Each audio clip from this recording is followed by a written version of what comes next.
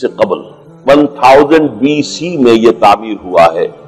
ہیکل جس کو کہتے تھے وہ، اور وہ آج کل ٹیمپل کہتے ہیں، ٹیمپل آف سولومن، یعنی ہیکل سلیمانی یا معبد سلیمانی، ہم اسے مسجد اقصی کہیں گے، دور کی مسجد۔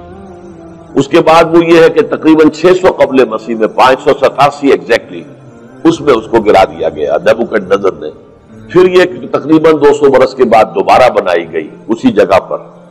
پھر اسے 70 عیسوی میں پھر گرا دیا گیا، وہ آج تک گری پڑی ہے۔ تو جب حضور صلی اللہ علیہ وسلم کو معراج ہوا ہے تو وہاں کوئی عمارت نہیں تھی، البتہ یہ کہ معلوم ہوتا ہے کہ ایک گرجا وہاں پر بنا دیا گیا تھا، اس لیے کہ یہ جب ہیڈریان نے اس کو آباد کیا دوبارہ سن 70 میں تو تباہ و برباد کر دیا تھا ٹائٹس رومی نے سن 70 عیسوی میں، حضرت عیسیٰ علیہ السلام کے رفع سماوی کے 40 برس کے بعد تو اسے گرا دیا اور پورا شہر ویران کر دیا۔ لیکن پھر 60-70 برس کے بعد وہ ایمپرر تھا ہیڈریان رومن ایمپرر، اس نے دوبارہ آباد کیا، اور دوبارہ آباد کیا تو اس کا نام ایلیا رکھا، اب یروشلم نہیں رہا۔ اور پھر یہ کہ جب سن 300 عیسوی میں جو ایمپرر کانسٹنٹائن تھا قسطنطین،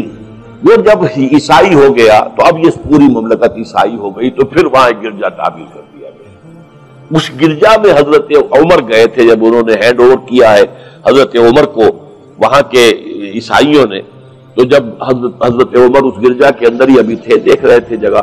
تو نماز ظہر کا وقت ہو گیا، تو حضرت عمر نے فرمایا کہ میرا نماز کا وقت ہے، تو انہوں نے کہا وہاں کے عیسائیوں نے کہ آپ یہی پڑھ لیجیے، تو فرمایا نہیں، اگر میں یہاں پڑھوں گا تو اسے پھر مسلمان مسجد بنا لیں گے۔ تو باپ باہر گئے اور اس قبۃ الصخرہ کے اوپر جا کے نماز پڑھی آپ۔ یہ جو اس وقت جو دوم نظر آتا ہے یہ ہے وہ چٹان، اور یہ بڑی اس کے اوپر گردہ وردہ پڑا ہوا تھا، کچرا وچرا تھا، اسے صاف کیا اور اس پر آپ نے نماز پڑھی، اس لیے کہ یہی سے اصل میں معراج ہوا تھا حضور صلی اللہ علیہ وسلم کو۔ تو اب اس کے بعد جو عبد الملک ابن مروان نے وہاں پر وہ قبہ بنا دیا ہے جو قبۃ الصخرہ کہلاتا ہے۔ البتہ اسی احاطے کے جنوب کی طرف ایک مسجد بھی ہے، بڑی مسجد ہے، وہ مسجد اقصی کہلاتی ہے، وہ اب مسجد ہے۔ یہ قبہ جو ہے بنیادی طور پر مسجد نہیں ہے، یہ تو یوں سمجھیے کہ جیسے کوئی ہمارے ہاں مقبرہ ہوتا ہے، درمیان میں قبر ہے، اس کے اوپر بڑا سا گنبد بنا دیا ہے، چاروں طرف جو ہے زائرین کے لیے جگہ ہے،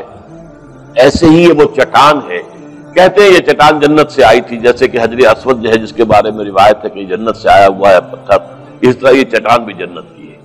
بہرحال یہ بہت بڑی ایک چٹان تھی، بڑا پہاڑ کی مانند تھا یہ، جس کے اوپر کے پھر ہیکل بنایا تھا حضرت سلیمان نے۔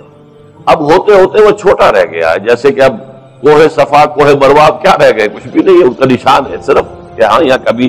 ایک پہاڑی ہوتی ہوگی جس کے کچھ پتھر جو ہیں وہ نظر آ رہے ہیں۔ اسی طرح سے وہ ایک چٹان ہے، اگرچہ بہت بڑی ہے کوہ صفا اور مروہ کے مقابلے میں، تو اس کے گرد ایک پلیٹ فارم سا بنا دیا گیا ہے اور اس کے اوپر یہ قبہ ہے۔ تو یہ ہے اصل میں جو کہ حرم شریف کہلاتا ہے اس وقت، اور سارا جھگڑا جو ہے یہود کا اور مسلمانوں کا وہ اس پر ہے۔ ورنہ یہودی براق جو ہے،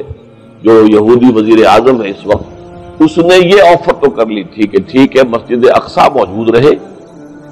اور اس کے اوپر جو ہے کنٹرول بھی فلسطینی مسلمانوں کا رہے، لیکن یہ قبۃ الصخرہ پر نہیں ہے، اس لیے کہ یہ ہے وہ جگہ جہاں انہیں اس کو گرا کر اور اپنا تھرڈ ٹیمپل تعمیر کرنا۔ یہ انہوں نے اپنے یہودی جو مذہبی عناصر ہیں انہیں رشوت دے رکھی ہے کہ باقی ہر معاملے میں تم ہمیں اجازت دے دو کہ ہم نے سینائی واپس کر دیا، ٹھیک ہے، گولان ہائٹس بھی واپس کر دیں گے شام کو، اور اسی طریقے سے ویسٹ بینک وغیرہ پر ہم ایک فلسطینی ریاست بنا رہے ہیں، تم اس کی اجازت ہمیں دے دو، لیکن ہم یہ جہاں تک یروشلم کے بارے میں ان کا کہنا تھا کہ یہ ہمارا جوائنٹ ایک ہی متحدہ دارالخلافہ رہے گا، عربوں کا کوئی تعلق اس سے نہیں ہوگا، یہ پورا کا پورا ہمارے پاس رہے گا، اور پھر یہ کہ یہاں پر ہم وہ بنائیں گے اپنا ہیکل۔